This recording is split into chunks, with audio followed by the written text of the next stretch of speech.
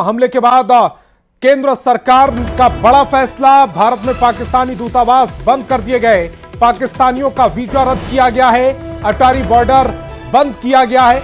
सिंधु जल समझौते पर रोक लगा दी गई है। 48 घंटे में पाकिस्तानी नागरिक भारत छोड़े। भारत अपने राजनयिकों को वापस लेगा। बड़ी खबर मिल रही है इस वक्त की। पहलगाम हमले के बाद केंद्र सरकार ने यह बड़ा फैसला लिया है। भारत में पाकिस्तानी दूतावास बंद कर दिए गए। पाकिस्तानियों का वीजा भी रद्द कर दिया गया है। अटारी बॉर्डर बंद कर दिया गया है। सिंधु जल समझौते पर रोक लगाई गई है। 48 घंटे में जो पाकिस्तानी नागरिक है वो भारत छोड़ने को उनसे कहा गया है। भारत अपने राजनयिकों को वापस बुला रहा है। तो इस वक्त की बड़ी खबर इस समय आपकी टेलीविजन स्क्रीन पर।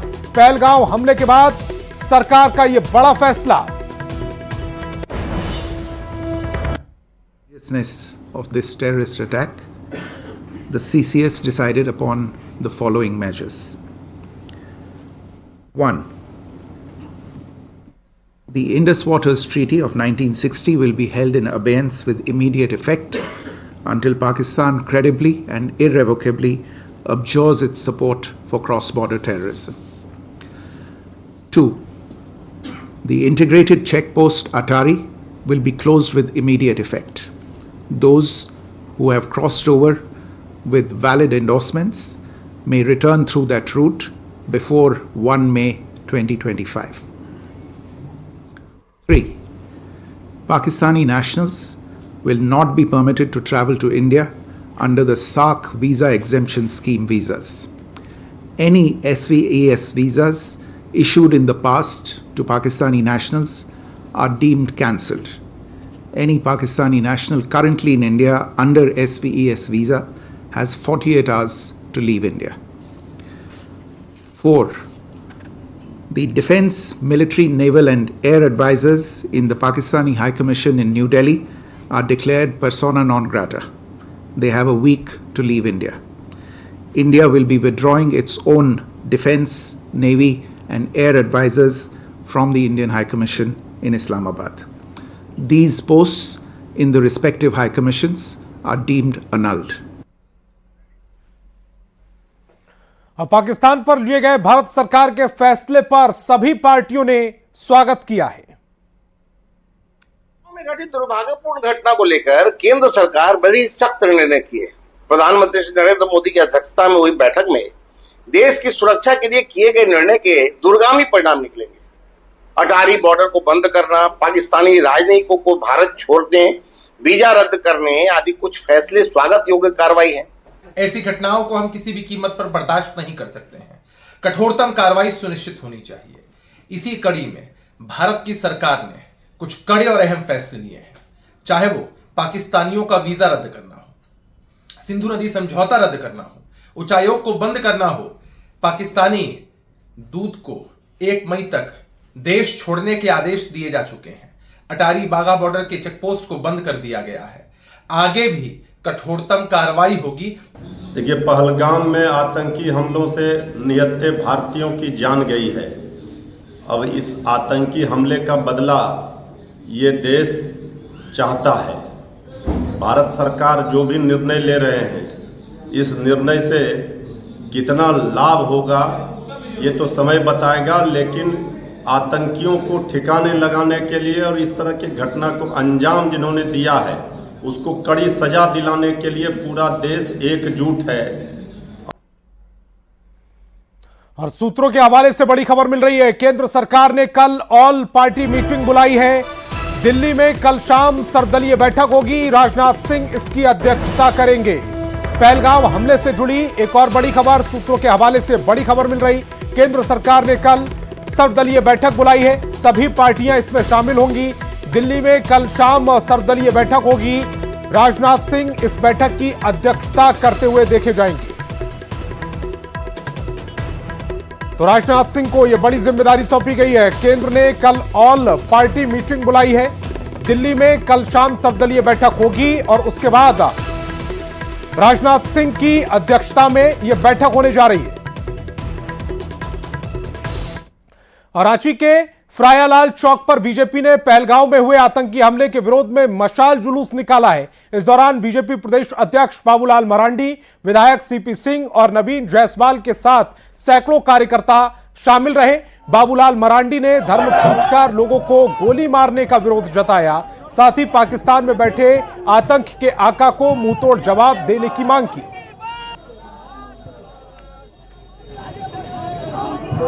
और ये अचानक घटना घटित नहीं हुआ है। आज से कुछ दिन पहले पाकिस्तान के जनरल मुनीर अंसारी ने उन्होंने साफ कहा था कि ये लड़ाई हिंदू और मुसलमानों की है। वो सब दिखाई पड़ा, अब उसकी शुरुआत है। अगर हम कहें तो एक प्रकार से उनकी जो योजना है गजवाए हिंद की, उसकी उन्होंने शुरुआत तो वर्षों से की थी, लेकिन पहली दफा जो पूछ करके मारा गया हिंदू थे, उनको गोलियां मार दी गई। तो आज समय आ गया है, आज उनके आकाओं को सबक सिखाने। रांची में अलग अलग सामाजिक संगठनों ने पहलगांव में हुए आतंकी हमले को लेकर विरोध मार्च और मशाल जुलूस निकाला है। फ्रायालाल चौक पर राष्ट्रीय युवा शक्ति संगठन ने पहलगांव में आतंकी हमले में मारे गए मृतकों को दीप जलाकर श्रद्धांजलि दी।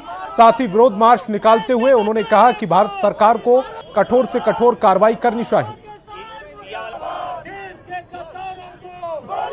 रांची में अलग अलग संगठन द्वारा आज श्रीनगर में हुए घटना के बाद जो है विरोध प्रदर्शन चल रहा है। रांची का फ्रायालाल चौक है ये, और आप देखिए कि तमाम जो लोग हैं वो किस तरीके से विरोध प्रदर्शन कर रहे हैं। हाथ में दिए लेकर आए हैं, जिनकी मौत हुई है उन्हें श्रद्धांजलि दिया जा रहा है। क्या संदेश आप लोग दे रहे हैं? देखिए, कल जो घटना घटी उसकी जितनी भी निंदा की जाए वो कम है। आज हमारा यह आक्रोश मार्च है और साथ में श्रद्धांजलि सभा है। श्रद्धांजलि उन 28 भारतीयों को हम लोग दीप जलाकर श्रद्धांजलि दे रहे हैं और आक्रोश प्रकट कर रहे हैं देश के प्रधानमंत्री, देश के गृह मंत्री को कि आप चुप रहने का समय नहीं है। ये मीटिंग का दौर का समय नहीं है कि मीडिया में चल रहा कि ये होने वाला वो होने वाला है। समय उसकी इंतजार करने का नहीं है। समय है घुस के घर के अंदर गोली मारने का समय है। जिस तरह हमारे भारतीयों को मारा है, हमारा खुफिया तंत्र कहाँ था? अगर रांची शहर में बिना नंबर का बाइक में अगर कोई चलता है तो ट्रैफिक पुलिस या पीसीआर मोबाइल पकड़ लेता है। देश का सबसे सेंसिटिव जगह कहाँ है? श्रीनगर, पहलगाम।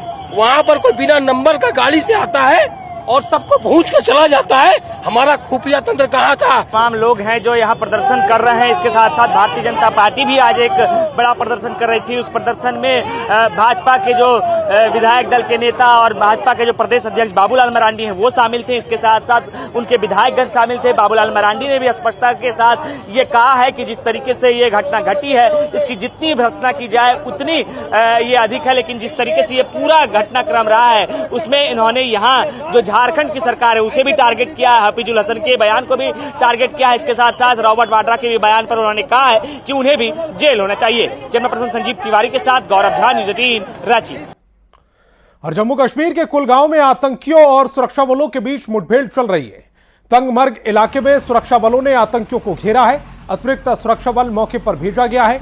इसके पहले बारामूला के उरी सेक्टर में एलओसी के पास आतंकी घुसपैठ की कोशिश की गई थी, जिसमें सेना के 2 आतंकवादियों को मार गिराया गया।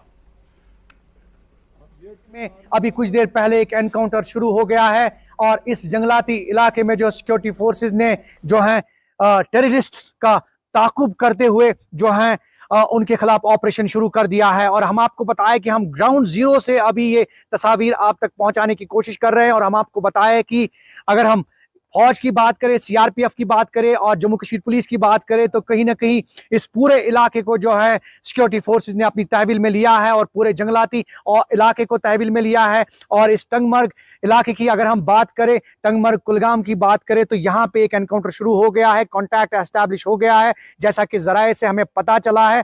और अभी सर्च ऑपरेशन बिल्कुल बदस्तूर जारी है। और हम आपको बताएं कि ये जो एनकाउंटर है ये बिल्कुल ऐन उस वक्त हुआ जब कल जो है एक दिलदोज सानिया एक इंसिडेंट यहाँ बाइसन पहलगाम जो है इलाके में पेश आया, और उसके फौरन बाद अगर हम कुलगाम की बात करें तो कुलगाम में चूंकि यहाँ सिक्योरिटी फोर्सेस ने कहीं ना कहीं यह ऑपरेशन शुरू कर दिया है और ऑपरेशन अभी भी जारी है, और अभी बिल्कुल ये नहीं कहा जा सकता है कि कितने मिलिटेंट जो हैं, कितने टेररिस्ट जो हैं वो छुपे हुए हैं, लेकिन कहीं ना कहीं कोशिश ये की जा रही है सिक्योरिटी फोर्सेस के द्वारा कि इन टेररिस्ट्स को जो है जल्द से जल्द न्यूट्रलाइज किया जाए। ज़हूर रिजवी, न्यूज़ 18 नेटवर्क, कुलगाम। और पहलगाम में हुए आतंकी हमले से मची चीख पुकार से पूरे देश में गम और गुस्सा है। इस आतंकी हमले में हजारीबाग के शांतनु सेन को किस्मत कनेक्शन ने बचा लिया। श्रीनगर से रांची एयरपोर्ट पहुंचे शांतनु सेन ने न्यूज़ 18 से बातचीत में जो मंजर बयां किया वह वास्तव में रोंगटे खड़े करने वाला है। शांतनु पहलगाम में घटना वाली जगह पर कुछ घंटे पहले निकल गए थे, जिस वजह से उनकी जान बच गई। उन्होंने प्रधानमंत्री मोदी से मांग की है कि इस आतंकी घटना के लिए जिम्मेदार आतंकी बचना नहीं चाहिए। रांची एयरपोर्ट पर शांतनु सेन से बात की संवाददाता संजय कुमार सिन्हा ने।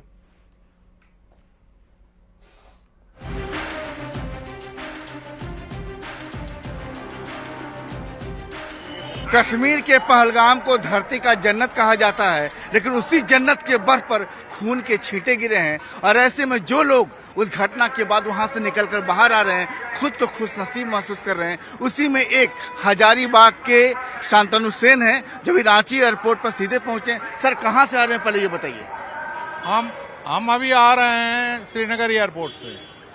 कल सर जब ये घटना हुई, जो आतंकी घटना पहलगाम में जिसमें इतने सारे सैलानी जो है मारे गए, उस वक्त आप कहाँ थे? उस दिन हम पहलगांव में ही थे, मगर मेरे निकलने के बाद ये घटना हुआ। आपके निकलने के बाद? निकलने के बाद यानी कितनी देर बाद? घंटा 2 घंटा। ये घटना कब शुरू हुई ये एग्जैक्ट कोई बता नहीं सकता है। घर से तो फोन लगातार आपके पास, जिसके घर से आया, दोस्त लोग से आया, विदेश से आया, सारा जगह से आया, क्योंकि मेरा शेड्यूल तय था और शेड्यूल में ऑलवेज पहलगाम लास्ट में रखा जाता है, क्योंकि आधा जो टूरिस्ट है वो पहलगाम विजिट करके और फिर वो चले जाते हैं जम्मू, और कुछ फिर बैक करते हैं और हवाई अड्डा होके फिर श्रीनगर से दिल्ली आते हैं। डर से निकले, उस खौफ से निकले हैं, तो क्या मांग करते हैं पीएम मोदी से या केंद्र सरकार से? नहीं, ये उग्रवादी को तो जो छोड़ा नहीं जाना चाहिए, किसी को छोड़ा नहीं जाना चाहिए। ये सबको सख्त से सख्त सजा मिलना चाहिए। जिंदगी जिसे बचाना चाहती है उसकी उम्र बढ़ा देती है, लेकिन जिसकी उम्र चुरानी होती है वो ना चाहकर भी वहां पहुंच जाता है। और जो कश्मीर में जो लोग मारे गए, पहलगाम में जो लोग मारे गए, उनके साथ भी ऐसा हुआ। लेकिन कुछ मुस्कुराते चेहरे हैं जो शांतनु से जैसे खुशकिस्मत है वो बचकर बाहर निकले हैं। कैमरा प्रभाकर के साथ संजय कुमार सिन्हा, न्यूज़ 18 रांची। पहलगाम आतंकी हमले के बाद पाकिस्तान और घटना को लेकर थैंक यू बोलने वाले शख्स को बोकारो पुलिस ने गिरफ्तार कर लिया है। आरोपी बोकारो के बालीडीह थाना क्षेत्र के मखदूमपुर मिल्लत नगर का रहने वाला मोहम्मद नौशाद है। गिरफ्तार नौशाद ने अपना जुर्म कबूल कर लिया है। एसपी के निर्देश पर अपने एक्स हैंडल से पोस्ट करने वाले नौशाद को गिरफ्तार कर लिया गया। हम लोगों को इसका इंफॉर्मेशन मिला था कि एक कोई एंटी सोशल है जो एक्स ट्विटर में गलत तरीके से मतलब किसी कंपनी जो हम लोग का जो इंसिडेंट हुआ है पहलगाम में बहुत ही दुखद हुआ है, उसको लेकर कोई सोशल मनाना टाइप का उसका लगा इन्फॉर्मेशन हम लोग को मिला, तो हम लोग उसमें अनुसंधान की। तो एक आदमी नौशाद नाम का हम लोग अभी डिटेन किए हैं और उस पर हम लोग अनुसंधान कर रहे हैं। जो पहलगाम में इंसिडेंट में बहुत ही दुखद है, ऐसी घटना को हमेशा निंदा करना चाहिए। बीते रात्रि को गुप्त सूत्रों से पता चला था कि एक्स हैंडल पे एक कल जो पहलगाम में आतंकवादी हमला हुआ है उसके समर्थन में एक मिसक्रिएंट के द्वारा अभद्र टिप्पणी की गई थी। इस टिप्पणी पर अविलंब हमारे पुलिस अधीक्षक महोदय के आदेशानुसार पे त्वरित कार्रवाई करते हुए जो हैंडल से ट्वीट किया गया था उसके उपयोगकर्ता मोहम्मद नौशाद को मिल्लत नगर मखदूमपुर थाना बालीडीह से गिरफ्तार किया गया है। और बोकारो से बड़ी खबर मिल रही है। डीसी ऑफिस से निकली ईडी की टीम लाल कपड़े में बांधकर कागजात ले गई है। दोपहर 1 बजे से ये छापेमारी चल रही थी। तेतुलिया वन भूमि से जुड़ा ये पूरा मामला है। 103 एकड़ जमीन मामले की ये जांच की जा रही। और मृत्युंजय हमारे संवाददाता ज्यादा जानकारी के साथ फोन लाइन पर जुड़ रहे हैं। मृत्युंजय, आज का इस पूरे मामले में क्या अपडेट है? देखिए, मैं आपको बता दूं कि आज दोपहर 1 बजे से 6 ईडी के अधिकारी डीसी ऑफिस में दबिश दी और जो एडिशनल कलेक्टर हैं उनके कार्यालय में बैठकर जो भी तेतुलिया मौजा से 2012 हो 2016 हो सभी कागजातों की मांग की गई। सभी कागजातों को इकट्ठा किया गया और अंततः 10:15 बजे जो है ईडी के अधिकारी लाल कपड़े में कागजातों का एक बंडल लेकर मौके से गए हैं। हम कह सकते हैं कि जिस प्रकार से कल कार्रवाई चल रही थी और आज जिस प्रकार से डीसी ऑफिस तक अब ईडी पहुंच गई है, अब लगता है कि अब कई अधिकारियों के यहाँ भी ईडी पहुंच सकती है, क्योंकि ईडी जिस प्रकार से वर्कआउट कर रही है और लगातार इस पर कार्रवाई आगे बढ़ाती जा रही है। हम कह सकते हैं कि कई लोगों की मुश्किलें अब बढ़ने वाली है। जी, कई लोगों की मुश्किलें बढ़ने वाली हैं। मृत्युंजय, आप हमारे साथ जुड़े, आपका बहुत बहुत शुक्रिया। खबर धनबाद से, जहां एक बार फिर ईडी की टीम ने दबिश दी है। ईडी की टीम आर्ट लेन विनोद बिहार चौक स्थित बंदोबस्त कार्यालय पहुंची और सहायक बंदोबस्त पदाधिकारी निर्मल सोरेन से पूछताछ की। साथ ही जमीन से जुड़े दस्तावेज को खंगाल रही है। ईडी की बंदोबस्त कार्यालय में छापेमारी करने पहुंचने से हड़कंप है। इस दौरान कार्यालय के कर्मियों से भी पूछताछ की गई। आपको बता दें कि वन विभाग जमीन घोटाला मामले में मंगलवार को ईडी की टीम ने रजिस्ट्रार्ड के सरकारी आवास और डीटीओ के निजी आवास में छापेमारी की थी। अधिक जानकारी दे रहे हैं संवाददाता संजय गुप्ता। ईडी की टीम ने आज फिर एक बार दबिश दी है। वन विभाग भूमि घोटाला मामले में ईडी की टीम ने धनबाद में बीते दिन धनबाद के रजिस्ट्रार रामेश्वर सिंह और डीटीओ सी दिवाकर द्विवेदी के आवास में छापेमारी की थी और आज फिर से एक बार ईडी की टीम बंदोबस्त कार्यालय में पहुंची हुई है। बंदोबस्त पदाधिकारी निर्मल सोरेन से ईडी के जो अधिकारी हैं वह पूछताछ किए हैं। हालांकि पूछताछ किन मामलों को लेकर किया जा रहा है इसकी जानकारी नहीं मिल पाई है, लेकिन ईडी की टीम फिर से एक बार धनबाद में आज दबिश दी है और बंदोबस्त कार्यालय पहुंची हुई है।